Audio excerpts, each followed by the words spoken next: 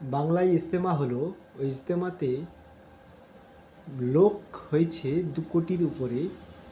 কোনো মার্কেটিং নয়, কোনো প্রোপাগান্ডা নয়, কোনো রকম ব্যানার নয়, কোনো রকমভাবে মার্কেটিং করা হয়নি। শুধু জাস্ট একবার বলা হয়েছে বাংলায় বিশ্ব ইজতেমা হবে। বিশ্ব ইজতেমাতে একবার বলাতে এত লোক, এত লোক কল্পনার বাইরে। যদি এটা মার্কেটিং করা হতো বা রাজনৈতিকভাবে কোনো পতাকা নিয়ে ঘরে ঘরে দেয়া হতো, তাহলে কত লোক হতো বিনা মার্কেটিংয়ে। তাবলিগ জামাত বিনা মার্কেটিংয়েই হয়।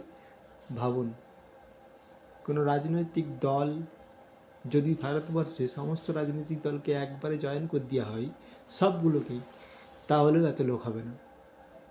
সব রাজনৈতিক দলগুলোকে যদি একসঙ্গে জয়েন করে দেওয়া হয় আর যদি বলা হয় তোমরা যাও একটা সভা করবে যাও, এত লোক হবে না।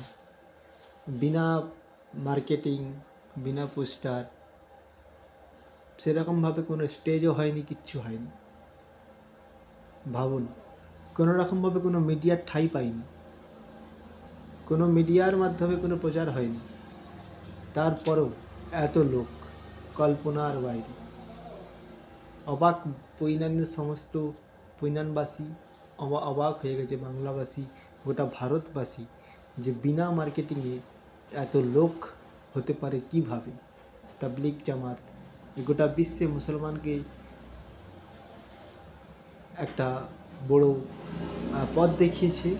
তবলিগ জামাতের মাধ্যমে মুসলমান ছড়িয়ে গেছে, ইসলাম ধর্ম ছড়িয়ে গেছে।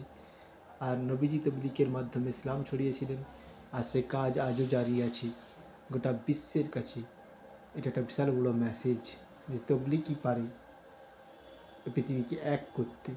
এ পৃথিবীকে এক যদি করতে হয়, জনগণকে যদি এক করতে হয়, একমাত্র তবলিগই পারবে। তবলিগ জামাত ছাড়া কেউই পারবে না। সেটাই তার একটা নমুনা, একটা উদাহরণ বা একটা দেখার দৃশ্য বলা যেতে পারে। জমায়েতকে দেখেই বোঝা যেতে পারে।